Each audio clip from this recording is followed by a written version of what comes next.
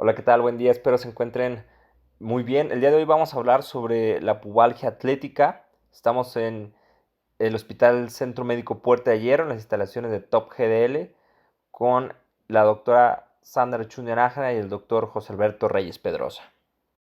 El groin pain o la pubalgia atlética es una entidad común en los atletas, particularmente aquellos que utilizan de forma excesiva la musculatura abdominal inferior y la musculatura proximal del muslo, aquellos pacientes que realizan muchos cambios de direcciones, movimientos de pivoteo, y a pesar de la alta prevalencia que hay en los pacientes atletas de dolor inguinal, la causa de dolor inguinal puede ser muy difícil de dilucidar debido a la alta complejidad anatómica que hay en esta zona.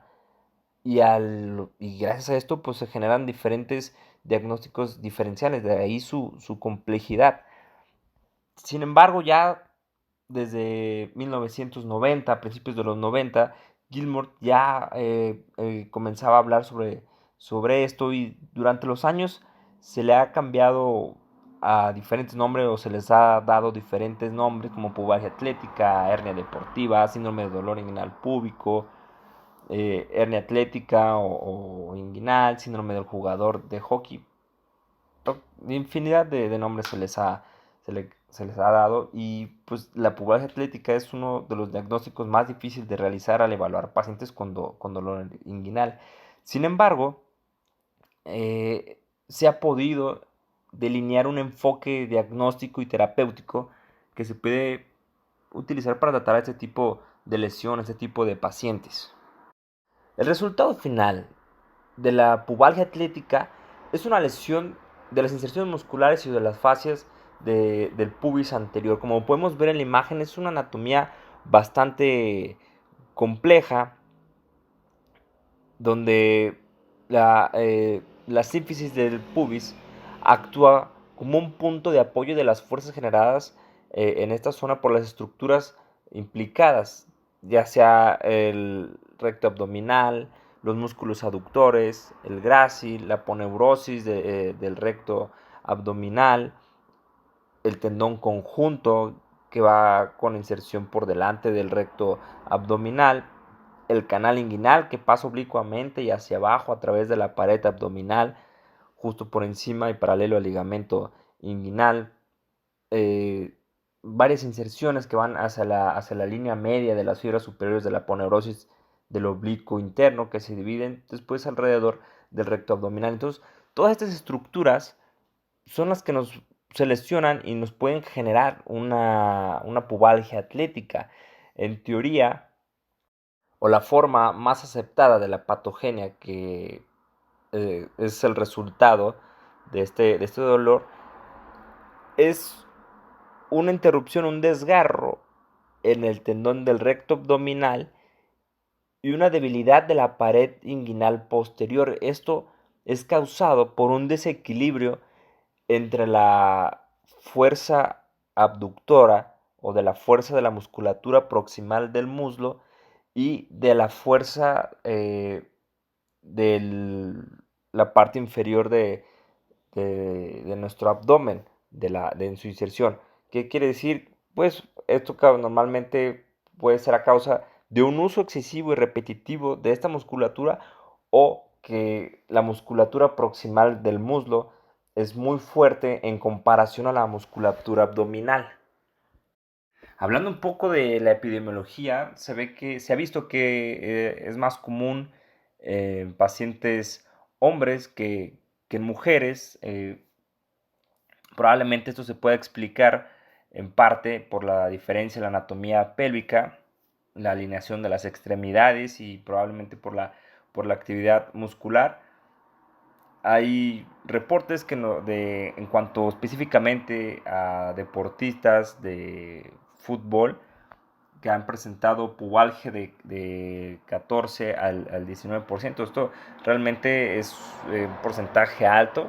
La consideraban como una de las tercera lesión, pero tal cual la catalogaban como pubalgia. No podían definir bien o poder separar bien la definición de cada una de las lesiones que presentaban, y de hecho varios artículos de revisión que se centraron en los deportes que no fueran fútbol, para poder evaluar la incidencia de estas lesiones, variaron la categoría de las lesiones, desde general específica, como lesiones de la región, lesiones de la ingle, distensión de músculos aductores, lesiones intraarticulares.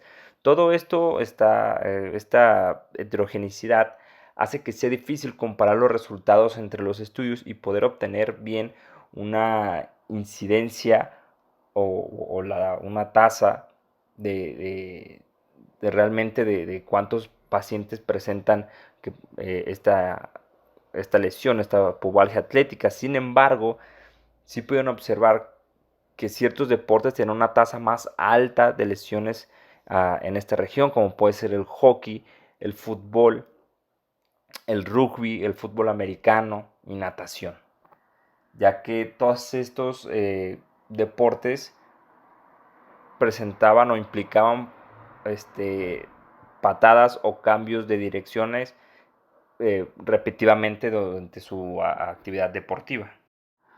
¿Cuál es la presentación clínica o la historia de estos pacientes? Normalmente la presentación clásica es un atleta que se queja de un inicio insidioso de dolor unilateral que aumenta gradualmente en la parte inferior del abdomen, a nivel de la ingle. El atleta generalmente se presenta a consulta después de que el dolor ha estado presente durante varios meses y hasta en algunos casos en años. El dolor normalmente está relacionado con la actividad y generalmente se resuelve con el reposo. Suelen tomarse un tiempo libre de las actividades físicas, que esto pues le va a generar una resolución de los síntomas durante ese tiempo, pero aquí es donde es el sello distintivo de la lesión, es que al reanudar nuevamente los deportes, vuelve el dolor, no es como tal que hubo una mejoría, simplemente pues con el reposo no hay dolor, una vez que vuelve a reanudar su actividad física, vuelve a presentar el dolor. Hay casos de presentaciones agudas que son menos comunes, pero que se ha informado que son a causa de que en su actividad física tuvo una hiperextensión del tronco con un mecanismo de hiperabducción de la cadera, que esto pues va a conducir a una ruptura parcial o completa de la aponeurosis distal del recto abdominal y del aductor. Este dolor se puede irradiar a la región del aductor, en el perineo, a los músculos rectos, al ligamento inguinal o hasta el área testicular. El dolor en la parte inferior del abdomen y de la ingle a menudo se ve pues agravado cuando quiere hacer sprints o movimientos pues de pivoteo.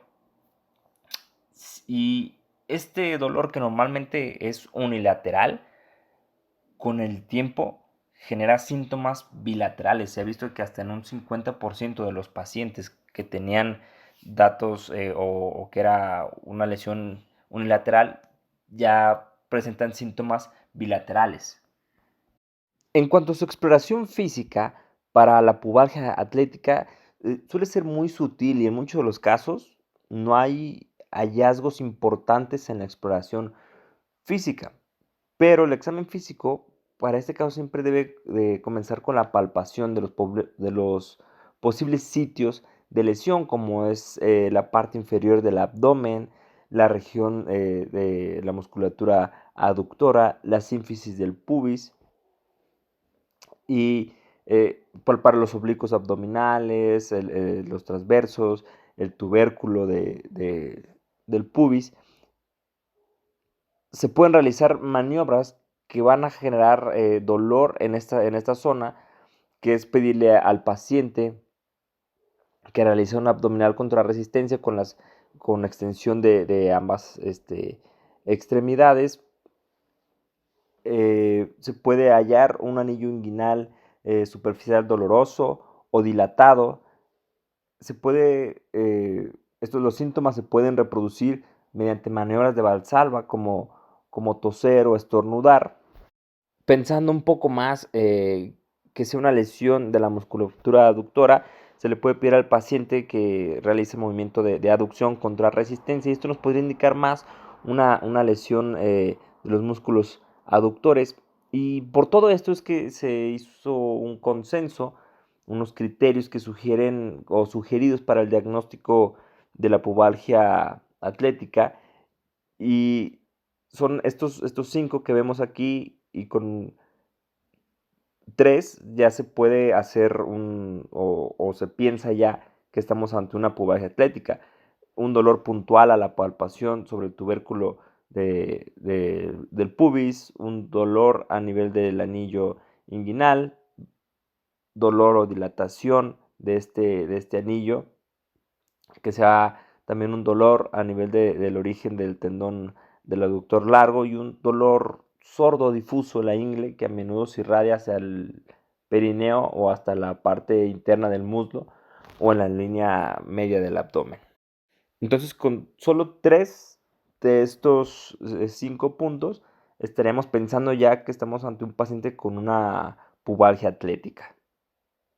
Posterior a evaluar al paciente, hay que realizar estudios de imagen, donde hay que realizar sí o sí radiografías simples de una P de pelvis y vistas laterales, que nos pueden mostrar o descartar ciertas patologías en el caso de una osteitis púbica, fracturas por avulsión, de lesiones apofisiarias, fracturas por estrés, enfermedades degenerativas de la cadera, displasias, neoplasias pélvicas, etc.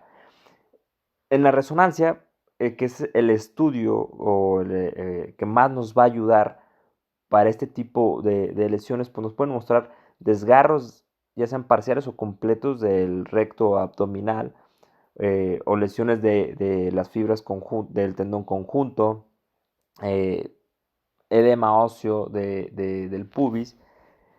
También nos puede revelar distensiones de los aductores, desgarro del labrum, perdón, osteitis del pubis, bursitis de psoas ciliaco, necrosis avasculares, fracturas ocultas fracturas de estrés pues ocultas, donde es el estudio que más nos va a ayudar a poder realizar nuestro diagnóstico.